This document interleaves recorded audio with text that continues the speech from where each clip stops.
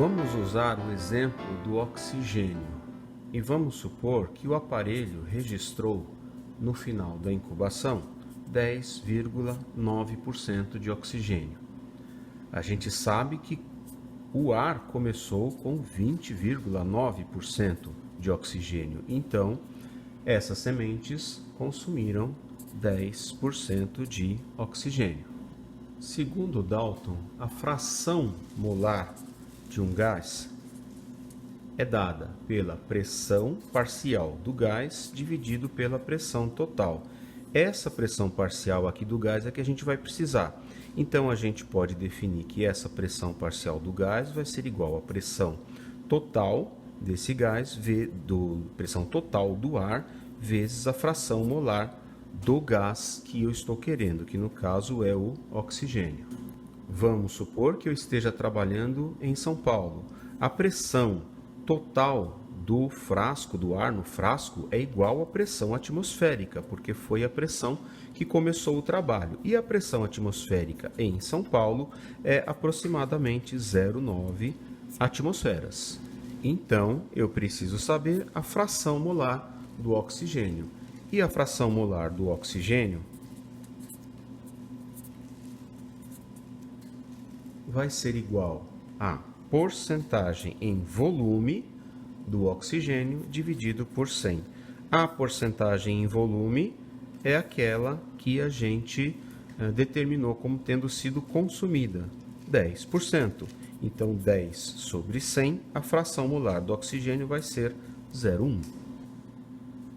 Então, agora eu tenho como definir a pressão parcial do oxigênio, porque eu tenho a fração molar, que é 0,1, eu tenho a pressão total, que é a pressão atmosférica, que é 0,9, eu posso saber qual é a pressão parcial do oxigênio. Nesse caso, vai ser 0,9 vezes 0,1, que é igual a 0,09. Onde eu vou usar esse valor? Na equação de Clapeyron, que é PV igual a nRT. Lembra disso? Então, eu preciso saber qual é o número de moles de oxigênio que foram consumidos. Temperatura eu tenho, temperatura de incubação, vamos supor que tenha sido 25 graus centígrados. R é a constante universal dos gases, que para as unidades que nós estamos trabalhando, atmosfera, litro, etc., vai ser 0,082. O volume é o volume de ar que tinha no frasco. No caso, nós usamos frascos de 600 ml. Como eu estou trabalhando com a constante universal dos gases em litros, eu converto isso para 0,6 litros. E o P é a pressão parcial do oxigênio, que a gente determinou como sendo 0,09. Então, a minha equação vai ficar assim: 0,09 vezes 0,6 é igual a N, o número de mols de oxigênio que eu quero determinar, vezes a constante universal dos gases, 0,082, vezes a temperatura que, para essa constante, é dada em Kelvin. Então, não 25, 298 Kelvin. Assim, eu tenho como isolar o N. O N, então, vai ser igual a 0,09 vezes 0,6, dividido por 0,082 vezes 298. Isso vai dar 0,0022098,5 mols.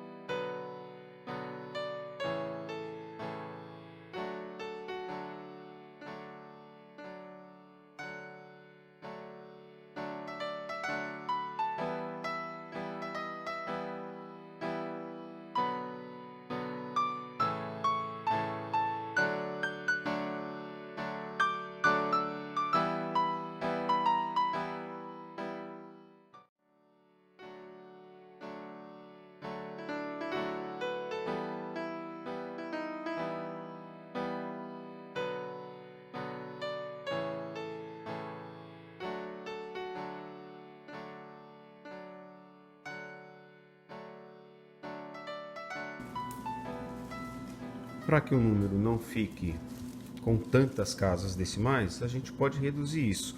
E ao invés de trabalhar com mols, nós podemos trabalhar com milimols. Nesse caso seria 2,20985 milimols.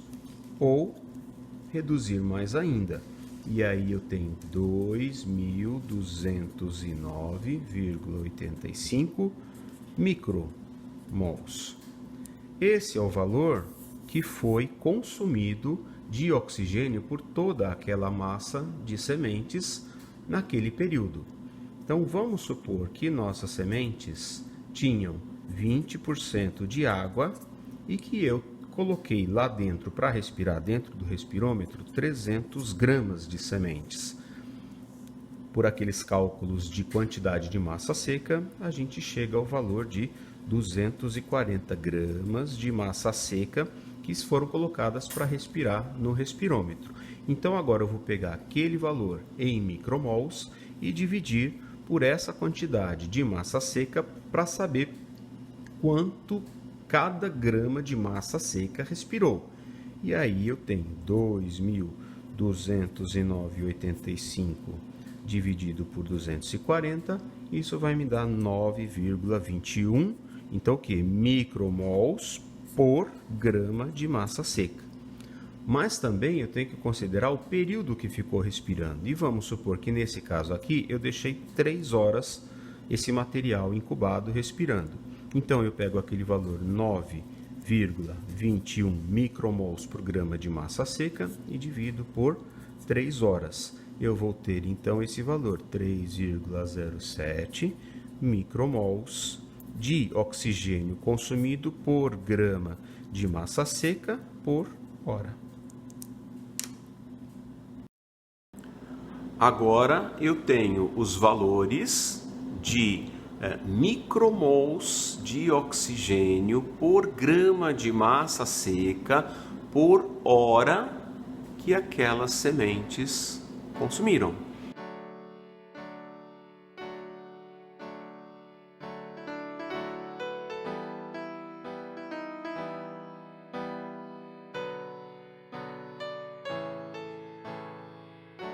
Eu tenho quantidade em micromols de CO2 por massa seca de sementes por hora que aquelas sementes liberaram para a atmosfera do respirômetro.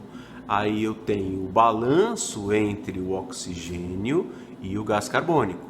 Então, se eu tiver um valor, se a divisão do gás carbônico pelo oxigênio, da liberação de gás carbônico pelo consumo de oxigênio, se essa relação chamada de quociente respiratório for igual a 1, significa que está havendo uma respiração e que o substrato provavelmente são carboidratos, né?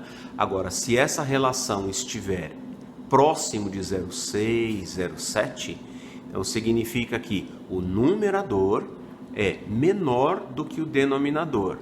Então, a liberação de gás carbônico foi menor do que o consumo de oxigênio. Então, é possível que esteja acontecendo uma respiração que utiliza lipídios como substrato. Se essa relação for menor ainda, 0,5, 0,4, 0,3, significa que está tendo um grande consumo de oxigênio e não está havendo equivalente liberação de CO2, ainda que a respiração utilizasse lipídios. Então, nesse caso, a gente precisa começar a desconfiar que processos oxidativos não relacionados com a respiração estão acontecendo ali naquelas sementes. E se o valor for acima de 1, significa que está sendo liberado muito CO2 e não está tendo equivalente consumo de O2. Aí a gente começa a desconfiar que está ocorrendo respiração anaeróbica ou fermentação, tá bom?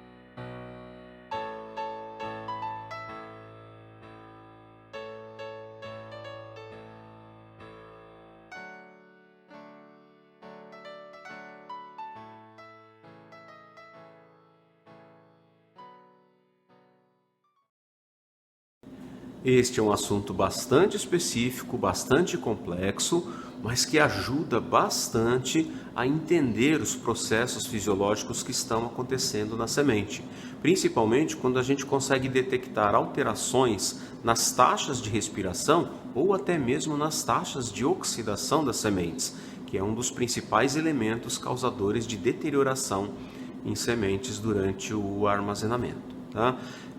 Então, dada a complexidade e a especificidade desse assunto, eu fico à disposição. Vocês podem mandar todas as dúvidas que vocês tiverem. Espero que tenha contribuído e até o próximo.